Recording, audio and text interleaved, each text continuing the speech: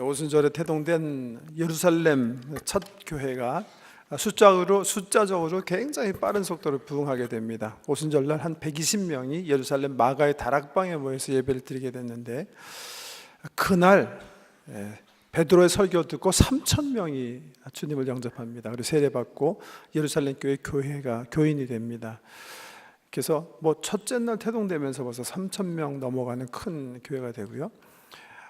좀 세월이 흘러서 또 한 번 엄청난 그 숫자를 받아들이게 되는데, 그때가 언제냐면 사도행전 3장에 나오는 날 때부터 걷지 못하던 분이, 지체부자 장애인이 예수 그리스도의 이름으로 일어나 걷게 될 때입니다.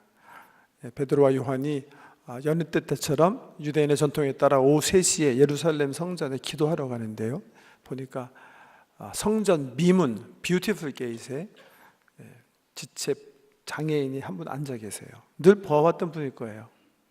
근데 그분 예수 그리스도의 이름으로 일으킵니다. 그래서 이분이요, 예루살렘 성전에 들어가서 하나님을 예배하게 됩니다. 이 사건은 굉장한 사건이었던 것 같아요. 왜? 유태인들은 예루살렘 주변에 살면 하루에 3번씩 예루살렘에 가서 기도했었거든요. 그 모든 사람들이 이 사람을 보았는데, 이 사람이 예수 그리스도의 이름으로 일어나서 정말 멀쩡한 다리를 가지고 하나님을 예배하게 된 거예요. 이게 소문이 나가지고, 소문이 난 게 아니라 이 사람을 봄에 따라 많은 사람들이 정말 죽게 돌아오게 된 겁니다. 기사에 보면 남자만 5,000명이 주님 영접하고 세례받았다, 그렇게 말하고 있어요. 그러니까 어린아이, 여자아들 숫자까지 하면 2만여 명 되는 교회로 대성장하게 된 겁니다. 교회가 이렇게 2, 3년 만에 이렇게 막 불어나다 보니까 문제가 발생하기 시작했어요. 첫 번째, 외부적 문제입니다. 예수님을 죽였던 기존 유대 종교 지도자들이 불편해지기 시작하는 거예요. 그래서 교회가 커지면 커질수록 유대 종교 지도자들과의 불가피한 마찰이 일어나는 것을 우리가 성경을 통해서 볼 수가 있고요. 두 번째 일어난 문제는 내부적인 문제가 일어났는데, 그 당시 유대인들은 이제 과부가 되면 예루살렘에 와서 제사장 그룹들과 함께 생활했어요. 따르게 사회복지제도가 있는 게 아니었기 때문에 성도들이 헌금 가져온 거로 이제 예배드리는 모든 일을 사용하고, 그 다음에 제사장들이 자기 생활하고 했는데, 사회복지제도는 그 당시에 도움이 필요한 모든 분들은 제사장들과 함께 사는 거였어요. 그런데 이분들 가운데 예수 영접하고 우리 예루살렘 교회에 교인 되신 분들이 많았던 것 같아요. 근데 이분들 구제하는 데 문제가 발생한 겁니다. 사도 12명이서 많은 분들에게 이제 구제하는 일을 감당하다 보니까 형평성 문제가 생겼던 것 같아요. 특별히 어느 그룹에서 생겨났냐면 이제 히브리 문화와 언어를 아주 그냥 견지하기 원하는 정통파 히브리 크리스찬들이 있었는가 하면, 또 반대로 해외 나가서 디아스포라 유태인으로 자유롭게 헬라어도 사용하고 헬라 문화에 이렇게 젖어 있는 그런 사람들이 과부가 되어서 예루살렘에 들어왔는데, 그 두 그룹 사이에 갈등이 생긴 거예요. 그래서 사도들이 결정을 합니다. 안 되겠다. 이거 우리가 이런 일을 하다가 정말 우리 본연의 기도와 말씀을 전념하는 일에 우리가 일을 감당하지 못하겠다 싶어가지고 이제 차세대 일꾼들을 세우는 거예요. 그러니까 예수님 부활 승천하신 그 지점으로 보면 한 5년 정도 세월이 흐른 겁니다. 그러니까 주후 한 35년경에 하나님의 교회 일꾼들을 세웁니다. 7명 세우는데요, 그 일꾼들은 이름 보니까 다 헬라파 유대인 크리스찬들이에요. 디아스포라 크리스찬 중에 차세대 지도자들이 이제 7명이 세우심을 받게 됩니다. 그런데 사도행전 보면 6장, 7장, 8장 3장에 걸쳐서, 그래서 이 차세대 지도자들 가운데 이제 2명의 이야기가 이제 하이라이트 되는데요. 누가 하이라이트 하는데, 한 사람은 사도행전 8장에 나오는 빌립 집사님입니다. 사마리아에 가서 복음 전도를 하는 그런 기사가 기록되어 있는데요. 6장, 7장은 또 하나의 집사님, 2세대 그 지도자 가운데 스데반 집사님에게 이제 누가가 2장을 할애해서 소개하고 있습니다. 많은 사람들이 세워졌지만, 뭐 사실 그렇죠.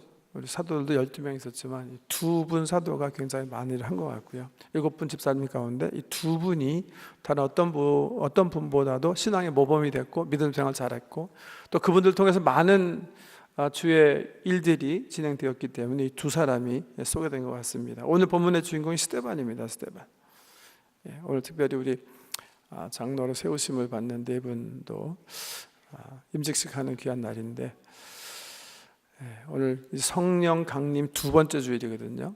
성령 충만함을 받는 사람들이 어떤 삶의 모습으로 살아가는가를 좀 살펴보려고 해요. 우리 지난 주일에는 왜 성령 충만을 받아야 되는가, 성령 강림 주일이라 말씀드렸는데, 신앙의 선배 가운데 영으로 충만한 사람 한 사람, 우리 스데반 집사 생각해 보면서 이분들의 특징이 뭔가 생각해 보고, 정말 이분들의 아름다운 삶의 모습들을 한번 사모하면서 우리도 이렇게 비슷하게 변해가는 귀한 은혜를 누리고자 합니다. 스데반 집사님에 대한 얘기인데요, 첫 번째 우리가 좀 이분 보면서 깨달을 수 있는 것은, 성령에 우리가 사로잡히게 되면 어떻게 된다고요? 하나님 나라에 대한 눈이 좀 번쩍 열리는 것 같아요. 스데반 집사님 지금 예수 믿은 지 아마 맥시멈 계산하면 5년일 거예요. 오순절 그 다락방에 있어서 성령의 충만하심 은혜를 덧입었다 생각하면 그때부터 시작해서 한 5년 정도 시점이 흘렀는데요, 오늘 이 사도행전 전장을 읽지 않았습니다만 7장에 보면 7장 1절부터 53절까지가 스데반 집사의 설교입니다. 구약의 하나님 이 세상을 말씀으로 창조하신 그 시점부터 시작해서 예수 그리스도의 오심까지 그냥 한숨으로 한 줄로 꿰어서 정말 놀라운 그 지혜와 지식으로 주의 복음을 증거합니다. 아주 강력한 언어로 율법 학자들, 산헤드린 공의위원 앞에서 예수 그리스도를 증언하는 거예요. 여러분, 우리 지난주에 한번 우리 같이 상고한 대로요, 성령을 받아야 되는 아주 가장 중요한 이유는 사실 성령 통해서만 하나님 알 수 있기 때문에 그런 거예요. 예수님께서 말씀하시길 내가 진리다, 길이다, 생명이다 말씀하셨는데, 아니 2000년 전에 유대 갈릴리 지방에서 제자들 발닦게 하시던 그분이 정말 진리시고 생명이시고 우리가 추구해야 될 유일한 길이신 줄 우리가 어떻게 합니까? 철학적으로 연구해서 합니까? 공부해서 합니까? 누가 말해줬기 때문에 그냥 할 수 없이 받아야 되는 걸까요? 그거 아닙니다. 성령께서 우리에게 임하시면 마치 제자들이 3년 내내 주님 따라다니고 부활의 주님 봤는데도 아직 감을 못 잡았지만 성령께서 그들을 충만하게 하실 때에 예수님에 대한, 정말 참 하나님에 대한, 또 하나님께서 펼치신 하나님 나라에 대한 지식이 그들의 영혼 속에 확실해졌던 것처럼 성령이 임할 때야 비로소 하나님 나라가 보이는 거예요. 하나님이 어떤 분인지 보이는 거예요. 예수가 하나님의 아들이신 게 깨달아지는 거예요. 이건 주어진 은혜입니다. 그래서 성령의 충만함을 받아야 되는 거예요. 스데반이 성령 충만한 가운데 이 그리스도의 복음에 대해서 증거해요. 왜? 당연한 거예요. 성령은 진리의 영이시라고 그랬고, 우리 예수님 약속 말씀하시기를 성령이 오시면 너에게 모든 것을 가르쳐 주시고 모든 것을 생각나게 해주신다. 그분은 진리의 영이시기 때문에 진리를 너희들에게 잘 가르쳐 주실 것이다. 특별히 예수님에 대해서 가르쳐 주실 것이다. 그래서 예수님 알기 위해서 우리가 정말 성령의 충만함을 사모해야 되겠고요. 두 번째는 우리가 성령을 쫓아 살아야 예수님 같은 사람이 되기 때문에 그런 거예요. 오늘 두 번째 본문 말씀을 읽어드린 데 보면 스데반이 예수 그리스도를 증거하다가 돌에 맞게 됩니다. 여러분 돌 맞아 보셨어요? 돌? 저는 한국전쟁 끝난 지 한 2, 3년 만에 태어나가지고 어렸을 때 그냥 장난감은 하나도 정말 기억나는 게 없고요. 망까기 빼놓고 자치기도 있었나? 기억나는 건 그냥 전쟁놀이. 저는 북아현동이라는 데 살았는데 윗동네는 고아원이 있었어요. 전쟁 고아들이라 저보다는 이렇게 좀 연차가 있으신 2, 3년 후에 있었고, 제가 북아현동을 떠난 게 5살 때거든요. 근데 5살 전에 제 삶을 이렇게 생각해 보면 생각나는 건 전쟁놀이에요. 윗동네 아랫동네 이게 딱 개천을 경계로 해서 너희 동네 우리 동네. 그래서 전쟁이다 그러면 우리가 출전하는 거죠. 여름에는 연탄재, 겨울에는 눈인데, 그런데 꼭 그거 안 사용하고 돌 던지는 애들 있잖아요. 격화시키는. 그 돌에 제가 한번 아주 크게 얻어맞은 적이 있어요. 예. 제가 몇 살 때인지도 모르겠어요. 피 흘리고 이제 부모님에게 심하게 꾸중 들었던 기억은 있는데, 여러분 돌을 한 개만 맞아도 굉장히 아픕니다. 근데 여러분 스테판 집사님이 오늘 성경에 보면 죽을 때까지 맞거든요. 아니 그것 때문에 죽거든요. 얼마나 많이 맞았을까요, 여러분? 얼마나 아팠을까요? 근데 이분이요, 그 돌에 맞아서 피 흘려 죽으면서 그 돌무더기에 이렇게 가려가지고서는 그렇게 하나님께 기도했다는 거예요. 하나님, 저분들의 죄를 저분들에게 돌리지 말아 주십시오. 저들이 지금 뭐 하는지 모르면서 나한테 하는 거기 때문에 그냥 저분들을 이렇게 그냥 용서해 주십시오. 이렇게 기도했다는 거예요. 우리가 성령님을 추구하고 성령님을 사모해야 할 이유가 바로 여기 있는 거예요. 그 기도 여러분 잘 아시는 대로 우리 예수님께서 십자가에서 한 기도 아닙니까? 자기를 때리고 침맞고 막 뽑고 하는 사람들 향해서 우리 아버지께 기도 드린 게 바로 그거였거든요. 아버지, 저들이 뭐 하는지 알지 못합니다. 저들 용서해 주십시오. 그래서 우리 사하기 위해서 자기 스스로 목숨을 드리지 않으셨어요. 그런데 예수님 죽은 후 제일 처음 순교하는, 제일 처음 예수 위에 죽는 스데반이 예수님과 똑같은 사람으로 되어 있다는 거예요. 그게 오늘 누가의 증언입니다. 똑같은 마음으로 똑같은 성품으로 변해 있는 거예요. 그 이유를 6장 초입에서 밝히는 거예요. 스데반이 그렇게 된 이유는 성령으로 충만했기 때문이다. 성령을 쫓아 살면 우리가 그런 열매를 맺게 돼 있습니다. 갈라디아서 5장 보면 우리가 육신의 소욕을 쫓지 않고 성령을 쫓아서 살면, 좀 자세하게 설명드리면, 내가 주님 말씀으로, 말씀의 생각으로 내 마음에 심고 그 생각을 묵상하면 그 묵상의 힘으로 그 말씀의 씨앗이 내 행동으로 표출이 되는 거고요. 그 행동이 반복되는 게 습관이고요. 습관이 내 성품이에요. 그게 내 삶입니다, 여러분. 스데반이 열심히 말씀의 씨앗을 자기 영혼에 심었을 거예요. 예수의 그 모습을 자기의 명상의 씨앗으로 삼았을 거예요. 그게 밖으로 이렇게 표출되는 거예요. 그 긍휼하심이. 6장 후엽에 보면 그 스데반의 성품을 이렇게 표현하고 있죠. 15절에 보면 공회 중에 앉은 사람들이 다 스데반을 주목하여 보니 그 얼굴이 천사의 얼굴과 같았더라. 스데반 하면 사람들이 떠오르는 그 이름이에요. 이게 천사 같은 사람. 나는 그 사람 보면 꼭 하나님 보는 것 같아, 주님 보는 것 같아, 이 세상 사람 같지 않고 천사 보는 것 같아. 그렇게 얘기했다는 거예요. 스데반 보면서. 성령의 열매가 이분의 성품에 나타나는 거예요. 오늘 집에 가서 한번 거울 보세요. 이렇게 딱 5분 내가 어떤 모습인지. 미국의 16대 대통령 아브라함 링컨이 그런 한 유명한 말 중에 하나가 바로 그겁니다. 사람은 40대 이후의 얼굴은 스스로 책임져야 하는 것이다. 우리 얼굴 이 세상에 태어날 때 가지고 태어난다고 생각하는데 사실 그렇지 않대요.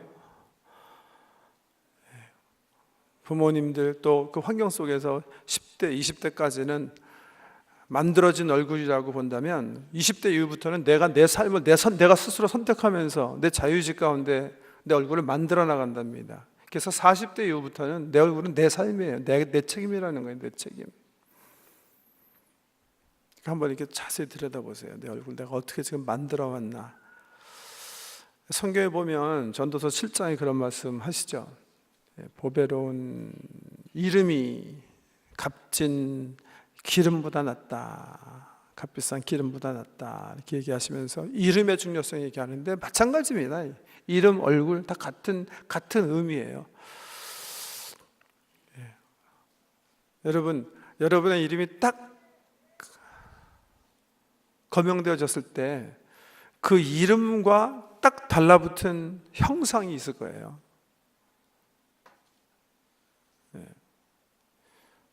그게 우리 이름입니다. 그게 우리 얼굴이고요.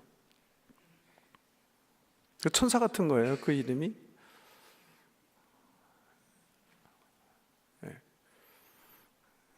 다른 사람이 예를 들면 한석현 그렇게 이름 되어졌을 때 다른 사람의 마음 속에 연상되어지는 한석현이 있고요.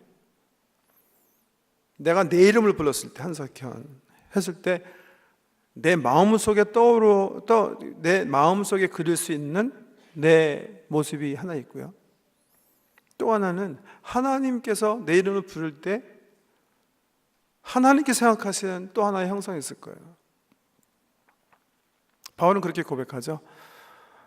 다른 사람이 나 어떻게 생각하는 거 나 전혀 신경 쓰지 않겠다. 내가 나를 어떻게 생각하는 것조차도 나 신경 쓰지 않겠다. 그런 건 하찮으리다. 나한테 중요한 건 하나님께서 나를 어떻게 생각하시는 거다. 하나님의 판단만 나에게 중요하다 그렇게 생각했는데요. 그게 우리들의 이름을 구성하고 있는 거거든요. 한번 생각해 보세요. 내 이름을 내가 어떻게 만들어 나가고 있는지, 내 얼굴을 내가 어떻게 만들어 나가고 있는지. 정말 스테판 집사님처럼 내 이름이, 내 얼굴이 정말 천사 같은 건지, 성령의 인도하심을 우리가 쫓아서 살아갈 때 생명의 씨앗을 내 영혼에 품고 말이죠. 그 명성의 씨앗을 내 삶 속에 표출해낼 때 내 삶이 그렇게 변해 나갈 수 있다는 거예요. 그러기 위해서 우리가 성령을 쫓아 살아가야 되겠고요. 세 번째는요, 우리 지난주에 말씀드린 것과 맥락이 비슷한 말씀인데요, 내가 생명을 그냥 아낌없이 버릴 수 있는 삶의 목표를 발견하기 위해서 저는 성령 충만을 사모해야 된다고 생각해요. 제가 최근에 읽은 몇 권의 책 가운데 샀는데 정말 후회되는 책들이 있어요. 여러분 왜 책 가운데 그런 거 있죠? 이렇게 소설 읽을까 말까. 제 아내는 안 읽어요. 왜? 여태까지 장편 소설 읽어서 후회 안 한 적이 없다는 거예요. 시집 중심으로 읽는데 전 아직도 이 장편에 대한, 긴 책에 대한 어떤 소망을 버리지 않고 꾸준히 한번 읽어보는데요, 그냥 몇 년 사이에 읽은 책 가운데 정말 굉장한 타이틀들인데 읽고 굉장히 실망한 책들이 몇 권 있어요. 그 책이 공교롭게 지난 수년간 다 이 미국 북미 명문 대학 교수들이 발간한 책인데요, 한번 제목만 말씀드릴까요? 하버드 대학에서 제가 아마 작년인가 재작년에 인용하면서 또 몇 가지 추려서 설명드린 책인데, 책 가운데 베일런트 교수가 쓴 책이 있어요. 조지 베일런트가 쓴 책, 행복이란 무엇인가? What makes us happy? 이게 엄청나게 큰 답이 아닙니까? 행복이란 무엇인가? 하버드 대학 교수 가운데 이 베일런트는 인생 문제 연구소의 소장이기도 하고, 또 이 사람 노벨상 후보로 거목되는 사람이라 책 소개한 데 보니까 하버드 대학에서 인생을 30년 동안 연구해서 쓴 책이다 그래갖고, 와, 이런 귀한 서적이 있나 그냥 열심히 그래서 읽었는데 정말 실망이었어요. 행복에 대한 책인데 행복이 뭔지 제대로 정의조차 안 한 책이었던 것 같아요.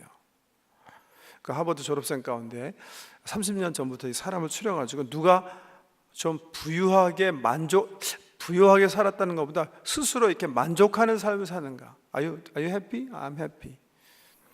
그 말이 무슨 말이냐면 Are you content? 지금 상태에 만족하세요? 하는 그런 수준의 건데요. 하버드 졸업한 학생들 가운데 그렇게 yes 하는 사람이 있고 no 그런 사람들이 있는데, 주로 그 모든 어떤 사람들이 주로 컨텐트한 사람들이냐면, 대학교 다닐 때 30년 전에 40년 전에 조사해서 삶의 어떤 작은 목표들이, 또 어떤 어떤 목적들이 조금 있는 사람들이 결국은 성공하고 잘 살더라 이거예요.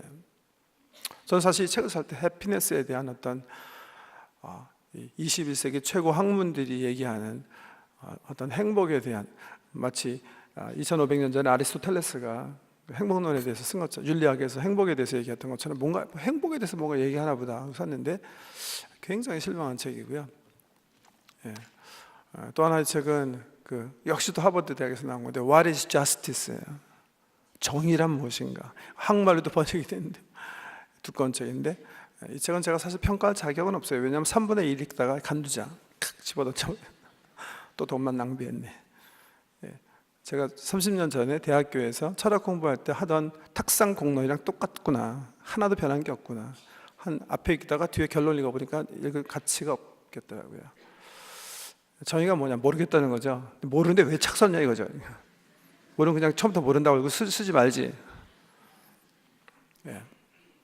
초장판부터 상대주의에 빠져 있어가지고 A라는 관점에서 보니까 정의인데 B라는 문화에서 보니까 아니고, A라는 시대에 이걸 보니까 정의인데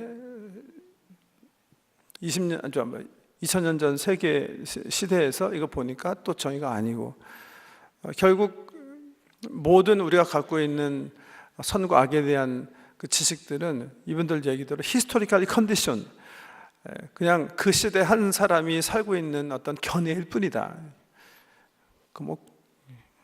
구태연한, 벌써 16, 17세기에 많은 사람들이 얘기한 그 얘기를 자주 그냥 긴 책으로 이렇게 써놓은 거 이제 발견했고, 세 번째 책은 영어로는 Path to Purpose예요. 근데 제가 이 책은 왜 속았냐면 영어 책으로 나온 건 모르고 한국 책으로 나왔는데 제목이 우리는 무엇을 위해 살아야 하는가 이거예요.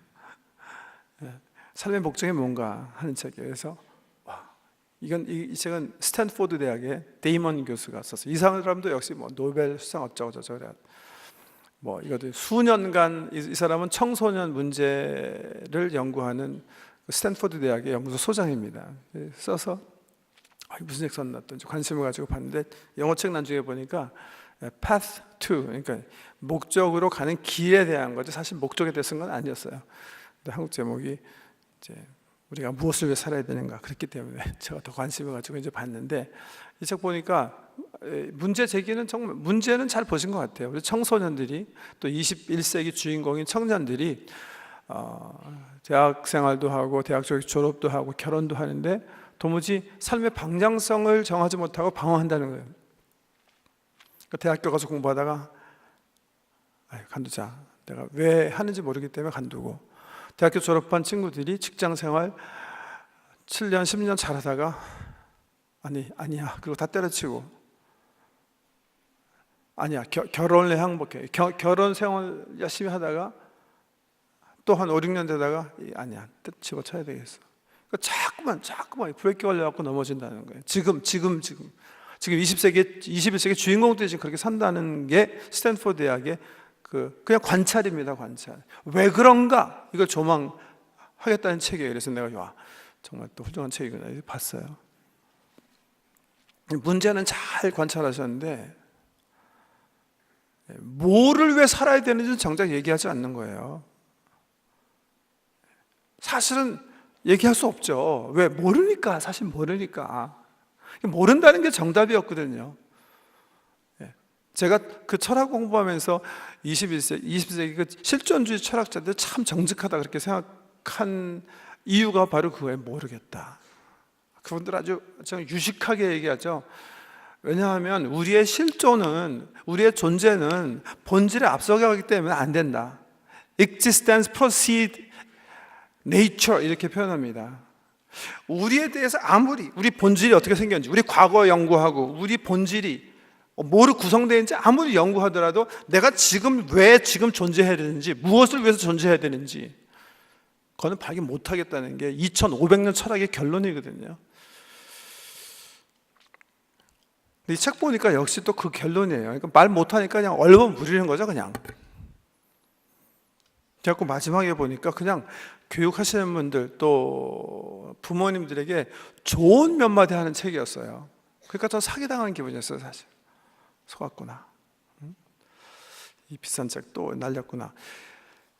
그 조언이라는 것도 아주 지극히 상식적인 겁니다. 부모님들에게 뭐라고 조언하냐면 자녀들과 청년들과 대화할 때 교사들이나 열린 대화를 하십시오. 스스로 발견하게 해야 됩니다. 그 다음에 좋은 멘토를 소개하십시오. 근데 누가 좋은 멘토예요 근데? 그건 얘기하죠. 좋은 멘토를 소개하십시오. 그 다음에 부모님들이 자기 가치를, 자기 삶의 목적을 나눠주십시오. 알아야지 나눠주죠. 그게 지금 문제인데,